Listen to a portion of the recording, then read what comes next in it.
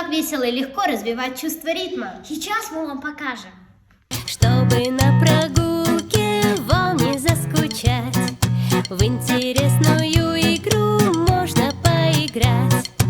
Оглянись скорей вокруг, слышишь, раздается стук.